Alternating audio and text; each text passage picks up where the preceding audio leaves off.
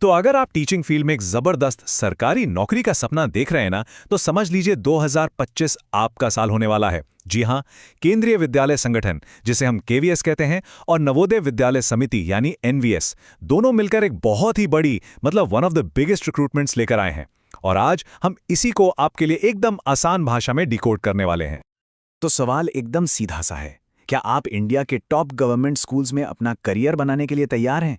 देखिए, ये सिर्फ एक नौकरी नहीं है, ये वो जगह है जहां इंडिया का फ्यूचर शेप होता है। तो चलिए साथ मिलकर देखते हैं कि इस जबरदस्त मौके का हिस्सा बनने के लिए क्या-क्या जानना जरूरी है। अच्छा, एक बात तो है, सरकारी नोटिफिकेशन पढ़ना ना कभी-कभी सिरदर्द बन जाता है। इतने लंबे और कंफ्यूजिंग होते हैं, इसीलिए हमने वो सारा काम आपके लिए कर दिया है। सारी कॉम्प्लिकेटेड इन्फॉर्मेशन को निकालकर उसे एकदम simple, easy to understand steps में ब्रेक डाउन कर दिया है, ताकि आपका पूरा ध्यान सिर्फ और सिर्फ तैयारी पर रहे और किसी चीज पर नहीं। तो हम आगे कैसे बढ़ेंगे? देखिए, हम 5 मेन पॉइंट्स पर बात करेंगे। सबसे पहले केवीएस और एनवीएस में फर्क क्या है ये समझेंगे। फिर वैकेंसीज कितनी हैं उस पर नजर डालेंगे। उसके बाद एलिजिबिलिटी क्या क्या चाहिए वो जानेंगे। फिर जो सिलेक्शन प्रोसेस है उसे एकदम सिंपल तरीके से समझेंगे। और आखिर में सबसे जरूरी, अप्लाई कैसे करना है। तो चलिए शुरू करते हैं पहले पॉइंट से। तो सेक्शन 1, सबसे पहले तो ये जानना बहुत जरूरी है कि ये भर्तियां निकाल कौन रहा है। ये 2 अलग अलग लेकिन बहुत ही रिस्पेक्टेड ऑर्गेनाइजेशंस हैं। केवीएस यानी केंद्रीय विद्यालय संगठन और एनवीएस यानी नवोदय विद्यालय समिति। और हाँ, दोनों का वर्क कल्चर और एनवायरनमेंट एक दूसरे से काफी अलग है। देखिए, इन दोनों में ना सच में जमीन आसमान का फर्क है। केवीएस मतलब केंद्रीय विद्यालय, ज्यादातर शहरों में डे स्कूल्स होते हैं। बच्चे सुबह आते हैं, पढ़ते हैं और दोपहर में घर चले जाते हैं, सिंपल।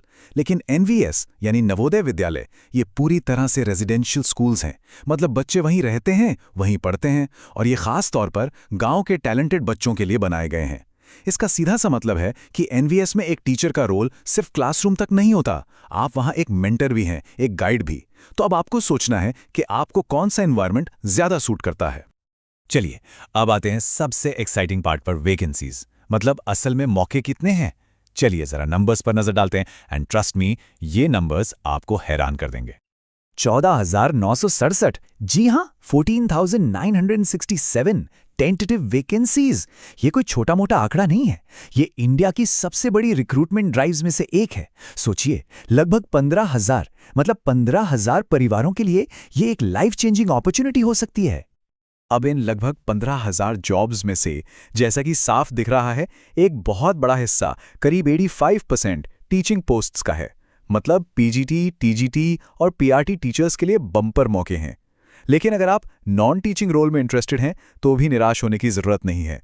2200 से ज्यादा पद हैं, जो अपने आप में एक बहुत बड़ा नंबर है। और अगर हम थोड़ा और डिटेल में देखें कि सबसे ज्यादा वैकेंसीज कहां हैं, तो देखिए, केवीएस में प्राइमरी टीचर्स की सबसे ज्यादा जरूरत है, 2600 से भी ज्यादा। इसके अलावा एडमिनिस्ट्रेशन में जूनियर सेक्रेटेरियल असिस्टेंट की केवीएस और एनवीएस दोनों में जबरदस्त डिमांड है। और अगर आप एक स्पेशलिस्ट टीचर हैं तो एनवीएस में कंप्यूटर साइंस और केवीएस में संस्कृत के लिए भी बहुत अच्छे मौके हैं। तो ठीक है, वैकेंसीज तो हजारों में हैं, ये तो क्लियर हो गया।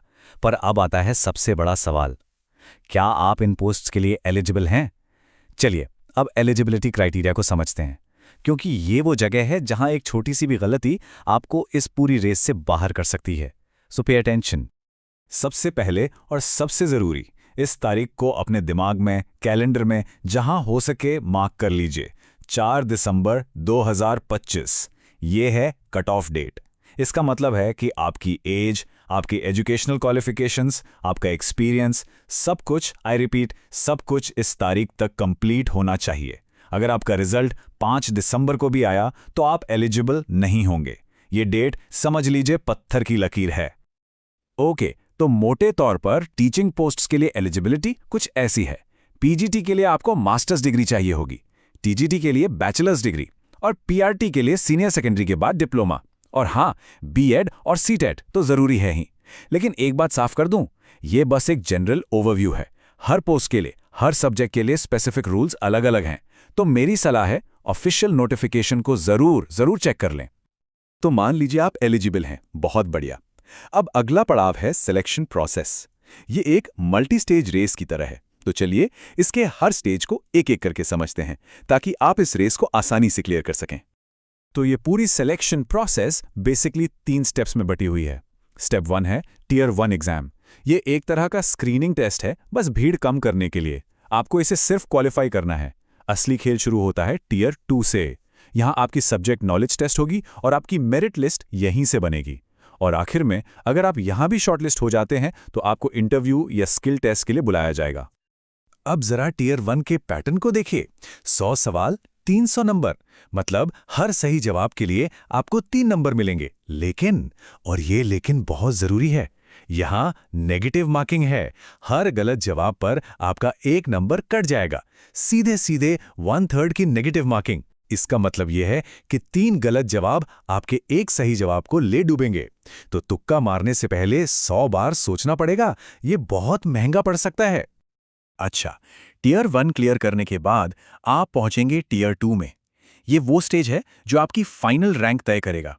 इसमें 2 पार्ट्स होंगे, 60 ऑब्जेक्टिव क्वेश्चंस यानी MCQs और 10 डिस्क्रिप्टिव क्वेश्चंस जहां आपको आंसर लिखने पड़ेंगे।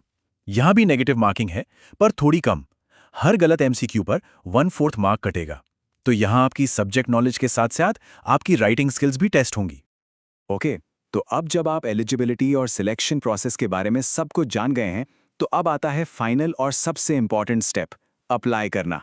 प्रोसेस वैसे तो स्ट्रेट फॉरवर्ड है, पर जैसा कि कहते हैं, a little mistake can cost you a lot. मतलब एक छोटी सी गलती भी आपका एप्लीकेशन रिजेक्ट करा सकती है। तो चलिए इसे स्टेप बाय स्टेप समझते हैं। प्रोसेस बहुत सिंपल है, 5 स्टेप्स हैं। Number 1 and the most important, सिर्फ और सिर्फ ऑफिशियल वेबसाइट्स का ही इस्तेमाल करें। बहुत सारी फेक वेबसाइट्स होती हैं, उनसे बचकर रहें। फिर वहां जाकर रजिस्टर करें। फॉर्म को बहुत ध्यान से भरें, एक एक डिटेल चेक करके। अपने डॉक्यूमेंट्स, फोटो और सिग्नेचर अपलोड करें। फी पेमेंट करें और आखिर में कॉन्फर्मेशन पेज को सेव करना या उसका प्रिंट आउट लेना, ये बिल्कुल मत भूलिएगा। अब बात करते हैं एप्लीकेशन फ़ी की। जैसा कि आप देख सकते हैं, अलग अलग पोस्ट के लिए फ़ी अलग अलग है। लेकिन यहाँ एक बहुत अच्छी खबर है।